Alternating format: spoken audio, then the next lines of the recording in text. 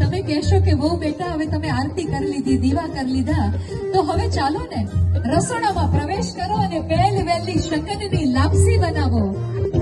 લાપસી બનાવશે, રોટલા ઘડી દેશે. લાપસી બનાવશે, રોટલા ઘડશે.